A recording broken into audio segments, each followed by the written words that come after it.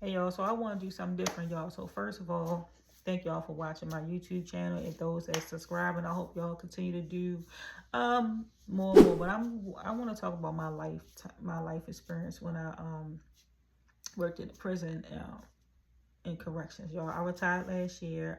If anybody want to know, I'll tell y'all. Corrections is always hiring. The state of Maryland, you can get they offer a 20-year retirement in corrections, and that's what I did. I became a correctional officer at the age of 20. At that time, y'all, they was trying something new, hiring officers at the age of 18. I was 20 years old. I had no clue that's what they were doing. I just applied and I got the job. Excuse me, and thank God. And yeah, I went to the academy. The academy was 6 weeks, y'all. So basically, let me tell my story. Well, this is one of the stories that stuck with me all the time and the most. And I just laugh about what I do. Got many stories about the prison. The prison is a very interesting place to work.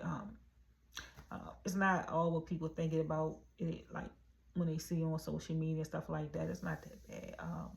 It's all what you make it and who you make yourself to be out and how you carry yourself. That's really what prison is. But anyway, I'm gonna talk about one of the stories. Right, it's so funny, y'all.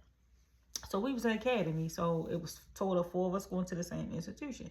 So the academy can have 30 people, a total of 30 people, 40 people in the academy, and y'all all go to different jails. So it was total of 4 of us going to the same prison, um, together. So basically, for example, well, it's like this. So 6 of you could be going to one jail, 10 of you could be going to this jail because because they have different regions. They have a Jessup region, a Baltimore region. They got Hagerstown, they got Cumberland, they got WCI. You know what I'm saying? They all have the 20-year retirement. So basically, y'all. So it was total 4. So I'm gonna say Officer A. We go by last names, but I get the last names mixed up when I tell a story. So we're gonna say Officer A is me, Officer B, and Officer C, and Officer D. So A, I'm 20 years old. Officer B, she's 19. Officer C, she's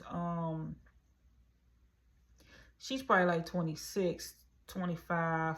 Well, she could have been 22. I don't really know how old she was. And Officer D, now me and Officer D was like this. We click. She was probably in her early 30s. Officer D had children. I didn't have kids. Officer B didn't have kids, and neither did Officer C. We didn't have children. But anyway, y'all, so basically we in the academy, and this always stuck with me. This is one of the funniest things. The academy, the instructors was like, look, they always tell you, look, stick with your classmates when you go to these jails, because they was being real. They was like, when y'all get to the prison, a lot of COs, they have different personalities, and you know what I'm saying? So you don't know them that well, keep your business to themselves. That's how they was telling us in the class. So, and they also said this. They were saying the inmates will play y'all against each other, meaning like they gonna tell each one of y'all that y'all was talking about each other to have y'all beefing, right? And you already know. I was like, wow, but it ain't bothering me because I was like, I thought that they were that they was taking it into consideration. I thought that by the instructors telling them this, that they would know and they would be smart. Nah. So I got sent.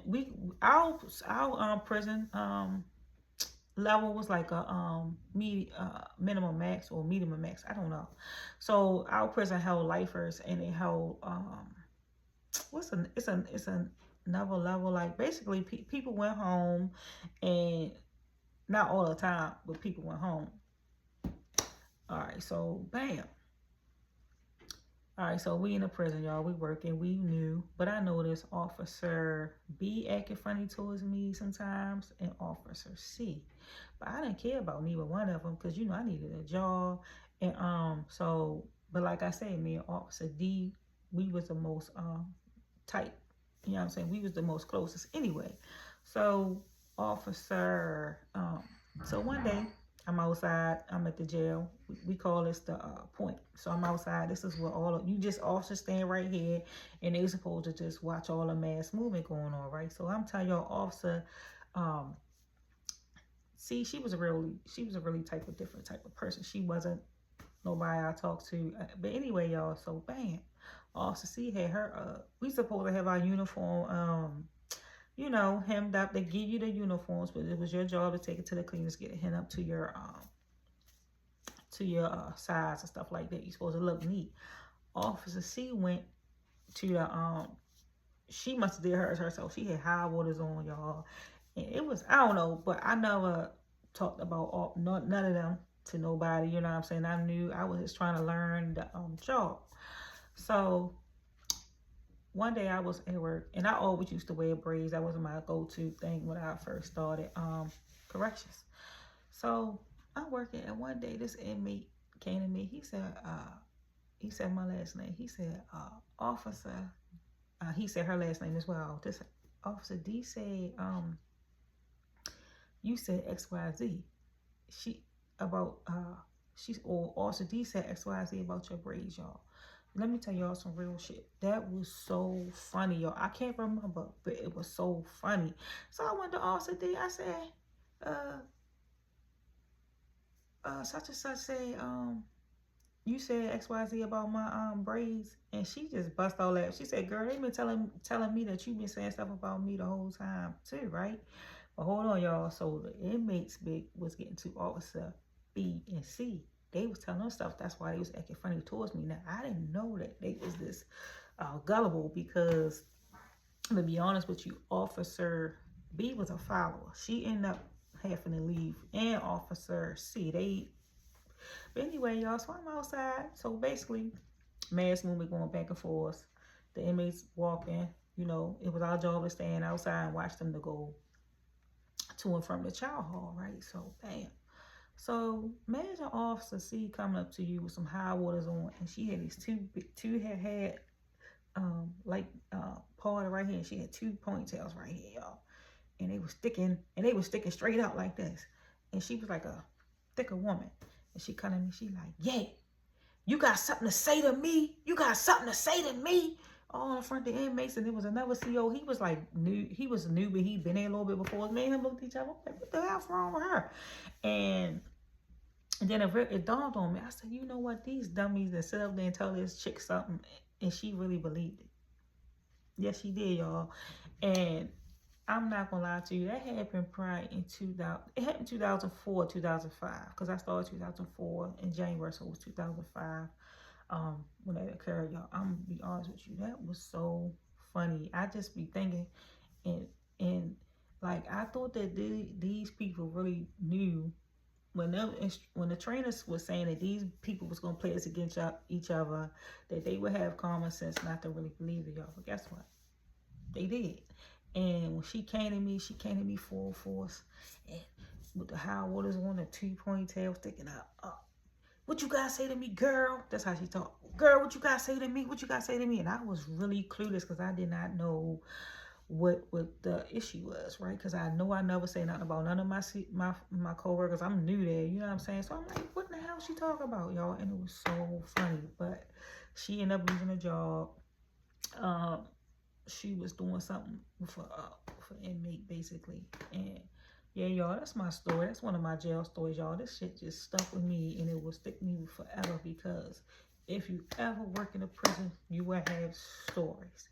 Now, and basically that's just like one of my stories, y'all. I got a lot of stories, y'all. If y'all want to know anything, hit in the comment section below. Yeah, y'all, thank you. So don't forget to like and subscribe to my channel, y'all. Thank y'all for watching. Peace out. I'm the real ride or die. I was the one in the trap houses. I was the one that had to work in the guns and all of that stuff back in the day, and was going to his court. It's one thing to stand beside a man in court, and it's another thing to be involved in his case. When I was speaking up about the Keisha situation and how she's credited for being his ride or die, his last stay in prison, she allegedly held him down because she flipped some money. But I wanted the world to know I'm the real ride or die. I was the one in the trap houses. I was the one that had to work in the guns and all of that stuff back in the day, and was going to his court. It's one thing to stand beside a man in court, and it's another thing to be involved in his case. So you get what I'm saying? That just like people taking credit for my music. Okay. People taking credit for my story and my history. But I was saying Keisha came in picture when he was a millionaire and established artist and a working artist at the time. But I was in the trenches with him. But Gucci been saying this in all his records. We can put a clip of him. He has a whole music video with Rick Ross called Headshots from his Trap God project. This is while he was still with Keisha. I think they might have been 2 years into their relationship because this was 2012 when he wrote the song Headshots. And he said, I had a pistol in the club the first day I met Weezy. AR in the car the first day I met Jeezy. Glock 40 on my hip, it was just me and Matt Breezy. But everybody keep trying to belittle me to just being a girl that he punched in the face.